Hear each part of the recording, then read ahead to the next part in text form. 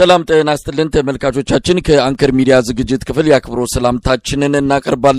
በወቅታዊ የፋኖ ትግል እንደዚሁም በአጠቃላይ የሀገሪቱ ሁኔታ ላይ ትኩረት በማድረግ ከአማራ ፋኖ ብሔራዊ ንቅናቄ አፋብን የህዝብ ግንኙነት ክፍል ኃላፊ አርበኛ አስረስ ማረ ዳምጤ ጋር የምናደርገውን ቆይታ ነው ይዘንላችሁ የቀረብነው። በተለይም አብይ አህመድ ዛሬ በፓርላማ ውሎ ያነሳቸውን ጉዳዮች በአንዳንዶቹን አርበኛ አስረስ ማረ ዳምጤ ጋር ቆይታ እናደርጋለን። አርበኛ አስረስ ማረ ዳምጤ በጣም አመሰግናለሁ። እንዴት ሰነበት? እግዚአብሔር ይመስገን። መሳይ ሰነበት። እንግዲህ ዛሬ ተገናኝተናል። በዋናነት አብይ በተናገራቸውና እናንተንም ባንድሚውን በተዘዋዋሪ የሚመለከቱ ጉዳዮች ስላሉ እናነሳለን። የምናስቀድመው ግን እንደተለመደው ወቅታዊ የአውደ ውጊያም ሆነ አጠቃላይ የአፋብን እንቅስቃሴን የተመለከተ ነው። በተለይም በአብይ አህመድ አገዛዝ በኩል ቀነ ገደብ ተሰጥቶት እናንተ ላይ የተከፈተ ዘመቻ አለ። ባለፈውም አንስተን የተወሰኑ መረጃዎችን አካፍለህናል።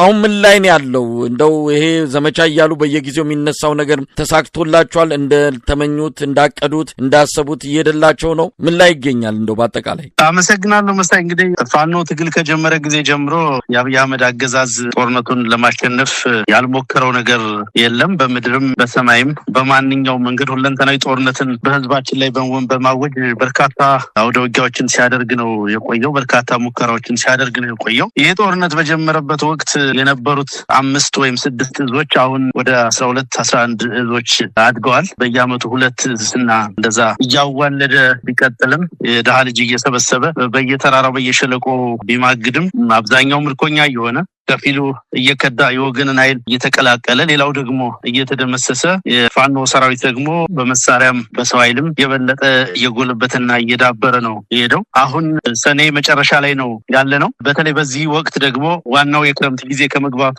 ቀደም ብሎ ፋኖን ባለበት ኮንቴን ለማድረግም ሆነ ሲግኒፊካንት የሆነ ጉዳት በሰራዊታችን ላይ ለማድረስ አስቦ በረጅም ጊዜ ዝግጅት ከባባድ ዘመቻዎችን ሞክሮ ነበረ በተለያዩ አካባቢዎች። ሁሉም የሰኔ ዘመቻዎች ተሽፈዋል። ያውም በመልሶ ማጥቃት ኮሎኔሎችን ጨምሮ በርካታ ከፍተኛ መኮንኖችን ያጣበት በብዙ ቦታ በተከታታይ ድሽቃና ሞርተርን ጨምሮ የቡድን መሳሪያዎችን ተተኳሾችንና አይነት ወከፍ መሳሪያዎችን የተማረከበት ወቅት ላይ ነው የምንገኘው። ከሰሞኑ ደግሞ ወደ ሰሜን ኃይል አንቀሳቅሳለሁ በሚል ምክንያት በየወረዳው እና በየዞኑ አድማተናና የሚሊሻ አባላትን እየጠረነፈና እየሰበሰበ ነው የሚገኘው አገዛዙ። በዚህ ምክንያት በበርካታ ቦታዎች የተሰባሰበ አድማተናና ሚሊሻ እየከዳ የወገንን ኃይል እየተቀላቀለ ነው። አልፎ አልፎ ይሄንን ድርጊት ለማስቆም ያገዛዙ ሰራዊት ሚሊሻና አድማተናውን በመረሸን ላይ ነው የሚገኘው። በአጠቃላይ የሰኔው ዘመቻ ሙሉ በሙሉ ጠላት ያቀደው የሰኔው ዘመቻ እንደሌሎቹ ዘመቻዎች ሁሉ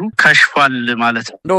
አርበኛ አስረስ እዚህ ወቅታዊ የትግል እንቅስቃሴያችሁ ላይ በተለይ ከናንተ አሁን 3ኛ ዓመታችሁን ልትደፍኑ ነው። በዚህ በ3ኛ ዓመታችሁ ላይ እስካሁን የመጣችሁበት ጉዞ ምናልባት በወታደራዊ እይታ ከታየ በወታደራዊ ቁመናና በወታደራዊ ስኬት ከታየም በእርግጥ በርካታ ነገሮችን መዘርዘር ይቻላል። እነዚህን ነገሮች ግን በፖለቲካዊ ድል መመንዘር አልቻላችሁም።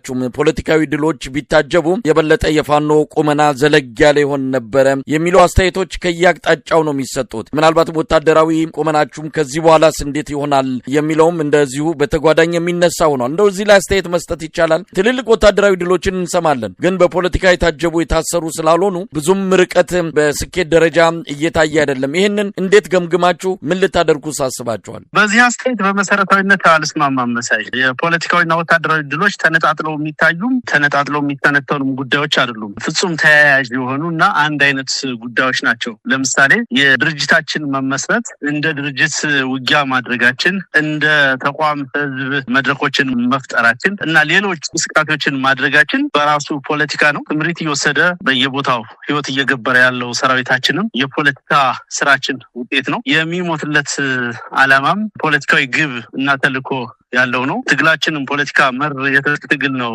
የምናደርገውና ይሄ ተነጣጥሎ የሚታይ ነገር ስላልሆነ አንዱ አስተያየቱም ላይ አልስማማም። ሁለቱ ተያይዘው እየቀጠሉ ያሉ ሂደቶች ናቸው ማለት ነው። ለምሳሌ እያንዳንዱ የሚገኙት ወታደራዊ ድሎች የድርጅታችንንና የሰራዊታችንን በአጠቃላይ በቀጠናው ያለውን ተሰሚነት በእጅጉ የሚጨምሩ ቅቡልነቱን ከፍ የሚያደርጉ ናቸው። አፍተር ኦል ፖለቲካ ማለት ያው ህዝብን ለተመሳሳይ ዓላማ በተመሳሳይ መንገድ ማንቀሳቀስ ማለት ነው። ያንን ደግሞ በሚገባ እየተገበር ነው እስከሆነ ድረስ ወታደራዊ ድሉ ሞቋል፣ ቀዝቅዟል፣ ፖለቲካዊ ድሉ በዚህ መንገድ ነው የሚለው ከመሰረቱ አስተያየት አሰጣጡም ተገቢነት አለው ብዬ አላምንም። ስለዚህ አንድ ጠላት በገደልን ቁጥር አንድ የሆነ ፖለቲካ ዓላማ እያሳካን እንደሆነ ነው የምናምነው በእኛ በኩል። ሳይንሱም እውነታውም እሱን ነው የሚያመላክተው። ስለዚህ አንድ ወታደራዊ ድል ባገኘን ትይዩ ፖለቲካዊ ድል ተገኝቷል ማለት ነው። በዛ ልክ ነው የእያንዳንዱ ውጊያ የሚገኝ ድል ተደምሮ ነው ወደ ስትራቴጂክ ድልና ወደ መጨረሻው ድል የሚወስደን። ስለዚህ በዛ መንገድ ነው መታየት ያለበት።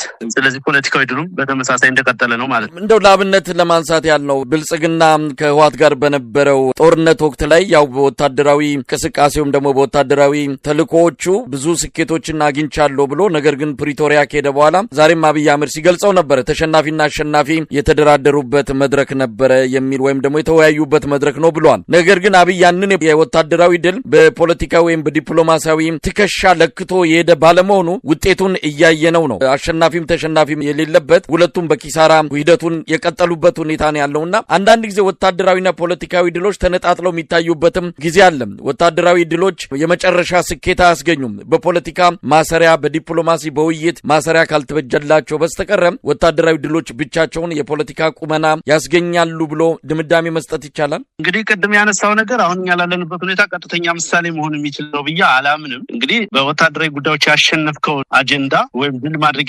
የምትችልበትን አጀንዳ በድርድር ወይ በሌላ መንገድ ሉዝ ልታደርገው ትችላለህ። እዛ ሴናሪዮ ውስጥ እዛ ነባራዊ ሁኔታ ውስጥ አይደለም እኛ ያለነው፣ ትግል ላይ ነን፣ ጦርነት ላይ ነን ያለነውና በዛ ማነጻጸሪያ ማየትም አስቸጋሪ ነው የሚሆነው እንጂ የመጨረሻ ግብህ ፖለቲካዊ ዓላማ ለማሳካት እንደመሄድ መጠን የጦርነት ስትጀምር የጦርነቱ ጀማሪ እኛ ባንሆንም የመከላከል ጦርነት የጀመርን ቢሆንም እንኳን ግብ አለው። ጦርነቱ ግብ አለው። ለምሳሌ የሽግግር መንግስት መመስረት ሊሆን ይችላል፣ ህገ መንግስታዊ ለውጥ ማምጣት ሊሆን ይችላል፣ ብልጽግናን መገርሰስ ሊሆን ይችላል፣ ሌላም ነገሮችን መዘርዘር ትችላለህ። እነኚህን ነገሮች ሳያሳካ እነኚህን ነገሮች መንገድ ላይ እየተወ የሚሄድ እና በችርቻሮ ድሎች የሚረካ ትግል ከሆነ በትክክልም ፖለቲካዊ ግቡን አላሳካም ብለህ ልትል ትችላለህ። ነገር ግን እንቅስቃሴዎቹ በሂደት ደረጃ ተነጣጥለው የሚታዩ አይደሉም። ውጤቱ ላይ ግን መገናኘት አለባቸውና ያንን ነገር ለመነጋገር የሚያበቃ ደረጃ ላይና ያን ነገር ለማንሳት የሚያበቃ አጀንዳ ላይ አልደረስንም ብዬ ነው ማምነው። አርበኛ አስረስ እንግዲህ ሰሞኑን የአብይ አህመድ ጀነራሎች በተለያዩ መድረኮች የሚናገሩትን እየሰማን ነው። ጀነራል አለምሸት ደግፌ፣ እነ ማመር ተሰማ እንዲሁም በቅርቡ ፊልድ ማርሻል ብርሃኑ ጁላ የተለያዩ ነገሮችን አንስተዋል። ምናልባት የሚያነሷቸውን ነገሮች በአንድም ይሁን በሌላ እናንተን ስማችሁን ጠርተው ባይገልጹም ተላላኪ፣ ባንዳ፣ ቅጥረኛ በሚሉ ቃላት እየገለጹ አንዳንድም ጀነራል አለምሸት በቀጥታ ስማችሁንም እየጠሩ ሚናችሁ ተልኳችሁ የሌሎችን አጀንዳ ማስፈጸም እንደሆነ አድርገው ይገልጻሉ። በአንጻሩ እንደሌላችሁ እንደጠፋችሁ ከህዝባችሁ በተቃራኒ እንደተሰለፋችሁም ተደርጎ የሚገለጽበት ሁኔታ ነው ያለው። ግን በወታደራው አካባቢ ያለውን ሁኔታም በተወሰነ መልኩ ማየት ይቻላል። ተስፋ የመቁረጥም ነገር አለ። ወታደሩ መሃል፣ አዛዦቹ መሃልም እንደዚሁ የሆነ ያለመናበብ ስጋት ያለበት ነገር እንዳለ ከንግግሮቻቸው መረዳት ይቻላልና ይህንን እንዴት ነው የምታዩት? ስለእናንተ የሚያነሱትንም በራሳቸው ውስጥም ያልተረጋጋ ነገን በስጋት የሚመለከቱበት ሁኔታ እንዳለ ነው መረዳት የሚቻለውና እንደ አንድ የፋኖ አመራር የእነዚህን ጀነራሎች ንግግር እንዴት ነው የምትከታተሉት? በጠላትነት የተሰለፉ ኃይሎች ናቸው። በአማራ ህዝብ ላይ እየተደረገ ያለውን ጦርነት የሚመሩ ስትራቴጂክ ሊደርሺፕ